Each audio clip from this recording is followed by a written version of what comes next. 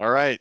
I think we are live, Evan. In fact, I think we might have even started a little bit early, but for all of you who are viewing us in this episode of Prairie Views, we appreciate you joining. And for those of you who maybe didn't join us live, but will watch it later, great to have you. So I'm going to introduce Evan and let him tell a little bit about himself. I will say this is a really interesting fact about Evan. He's technically employee number one at Prairie Engineers. Now that doesn't count our owners, Darren and Lisa, but outside of them, he's employee number one. So if anyone knows about Prairie Engineers and its history, it's going to be Evan. So Evan, why don't you tell us a little bit about yourself and your role with the company? Yeah, Evan Cervi. I've been with Prairie just over 13 years. I work currently in the geospatial discipline and assist with project management, phase management,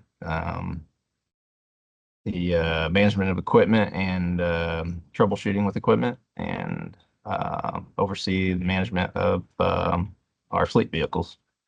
So Yeah. that's what I do today.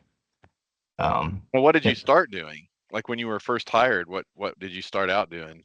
Um, when we were a smaller company, we did a lot of boundary surveys. So I think one of the first weeks, I was there. Darren and Lisa were going on a trip, and I had the office all to myself. And they told me, or Darren told me to go out and take care of this boundary that needed done. And I was pretty new to the profession at that time, so I was kind of shooting in the dark a little bit, but um, project turned out fine. But Good. um, yeah, it's yeah, so I would say done a little bit of everything throughout my career. I've got a civil engineering degree as well, so earlier in my career, I was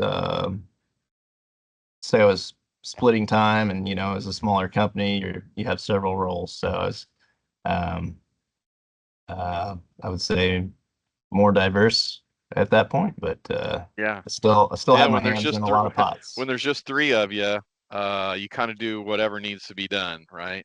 Yeah, yep, yep. So So, it's been a fun ride. yeah. So, considering that ride with Prairie, what's one of the more interesting places that you've been, either on a surveying or an engineering project? Yeah, I've had a few. I would say top of the list was Isle Royale in Upper Michigan, Upper Peninsula. It's on Lake Superior. I went there with Jarrett Langer and Alicia Kamischke, and we performed hydrographic and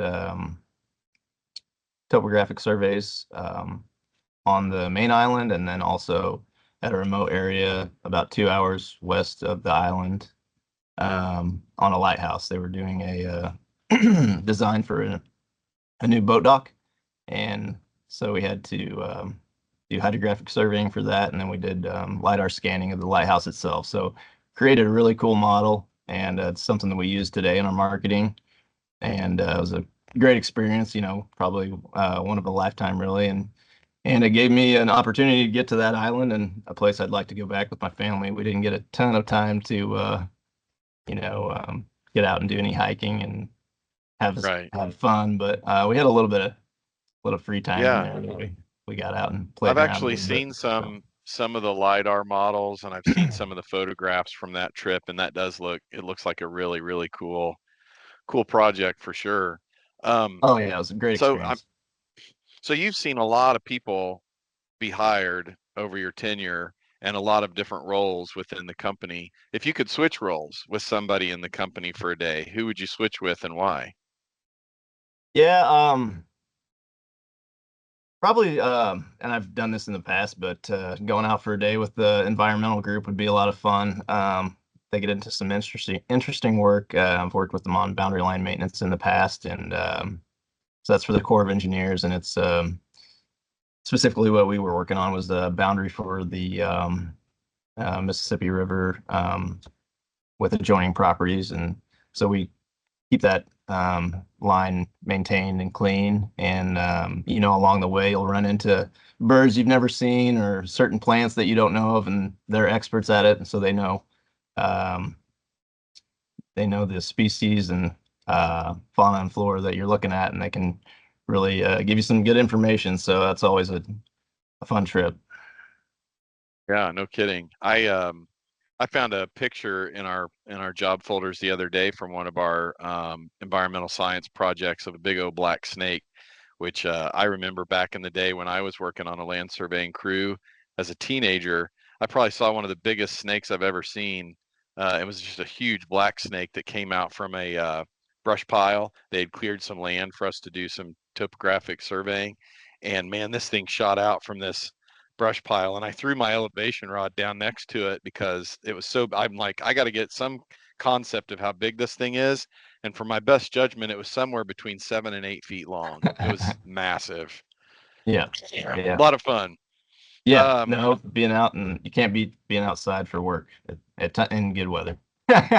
yeah, exactly. Spring and fall, right? Yeah.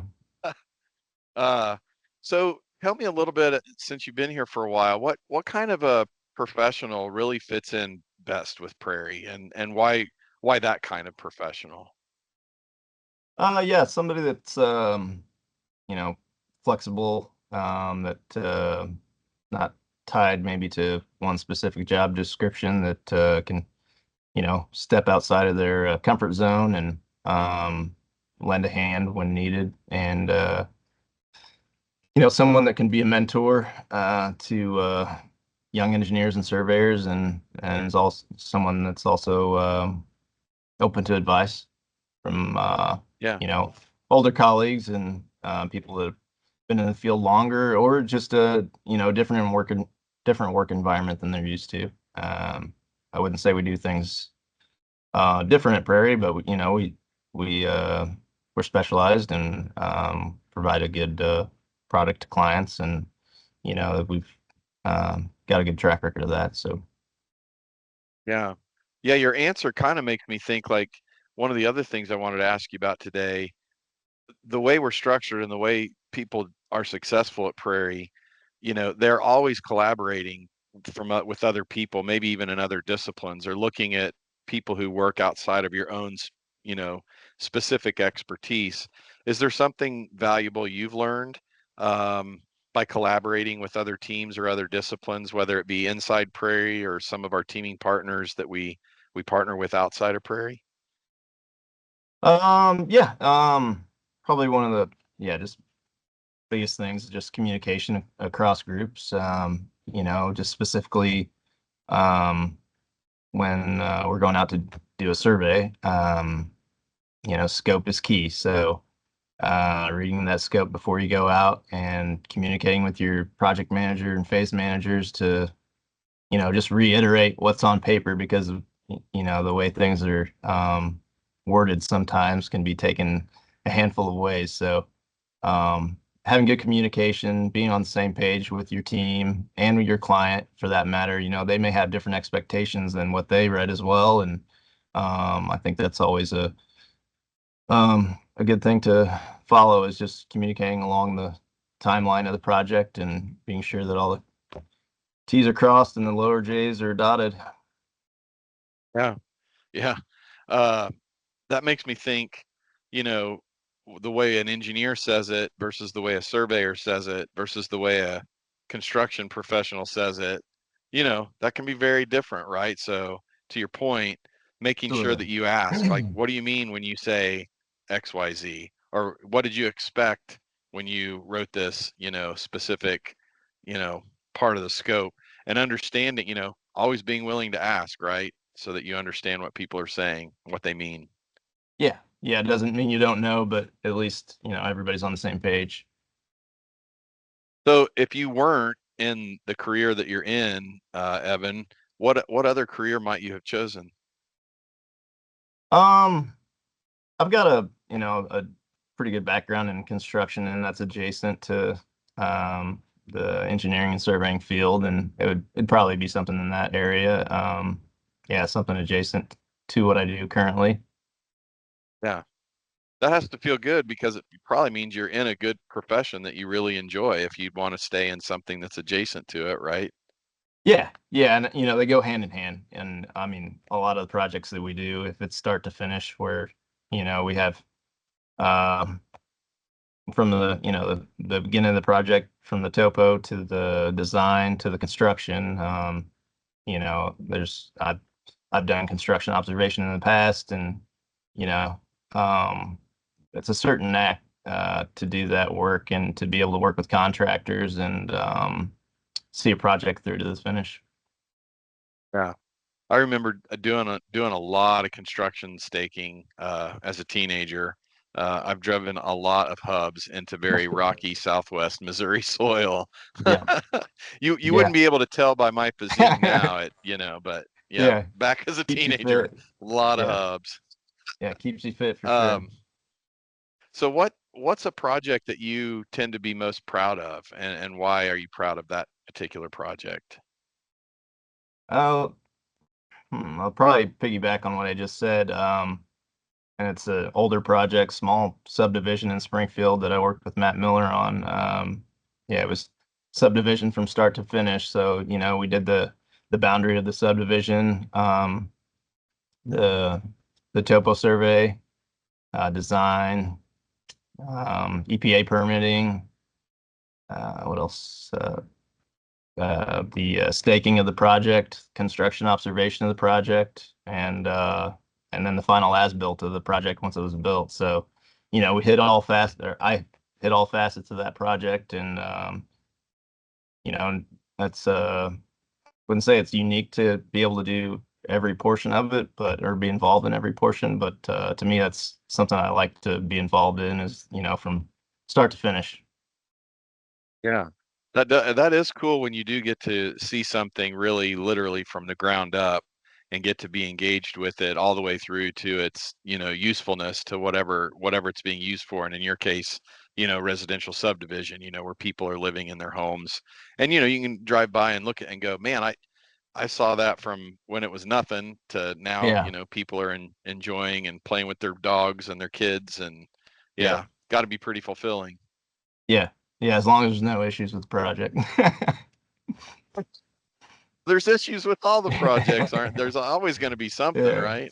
yeah, no, for sure. Well, so what's like the most MacGyver thing that you've ever had to do on a project? I mean, talk about challenges and things that come unexpectedly. Obviously, those happen.